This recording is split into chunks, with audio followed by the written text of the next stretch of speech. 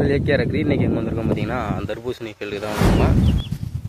போன வாரம் வந்து பார்த்திங்கன்னா உடம்பு கொஞ்சம் சரியில்லை, அதனால் போன வாரம் வீடியோ போட முடியல. இனிமேல் ரெகுலராக வந்துடும், வாரத்துக்கு ஒரு வீடியோ கம்பல்சரி போட்டுருவோம். சரி, இந்த ஃபீல்டில் என்ன பிரச்சனை அப்படின்னா, முக்கியமாக ஃபஸ்ட்டு வந்து பார்த்திங்கன்னா இது வந்து செகண்ட் பெட்டு. அதாவது போன ஒரு அறுவடை பண்ணிவிட்டு அதே பெட்டில் வந்து பார்த்திங்கன்னா திரும்பி விதை ஊனி போட்டிருக்காங்க. அதனால் வந்து பார்த்திங்கன்னா குட்டியோட வளர்ச்சி அந்தளவு பெருசாக சொல்லிக்கிற மாதிரி இல்லை. இது விதையாக நட்டு 22 நாள் ஆகுது. சரி, இப்போதைக்கு இதுக்கு என்ன பண்ணலான்னா ட்ரிப்பில் தான் மருந்து கொடுக்க போகிறோம்.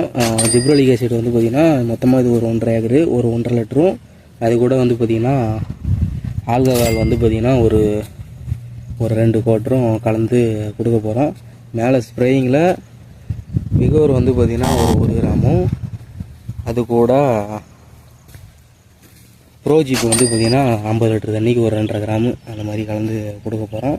இது கூட ஃபங்கிசைடும் ரெடாமல் கோல்டு கலந்து ஸ்ப்ரே பண்ண போகிறோம். இது ஃபஸ்ட்டு பெட்டாக இருந்தால் இந்நேரம் சூப்பராக கொடி ஓடி இருக்கும். செகண்டு பெட்டுனால மண் கரெக்டாக சாயில் லூஸாக இருக்காது, கொஞ்சம் டைட்டாகவும் இருக்கும், வேறு இறங்கவும் கொஞ்சம் கஷ்டப்படும். அதனால தான் இவ்வளோ டல்லாக செடி இருக்குது. இப்போ இந்த மருந்து விட்டோன்னா கொடியோட மாற்றம் கொஞ்சம் நல்லாவே தெரியும்.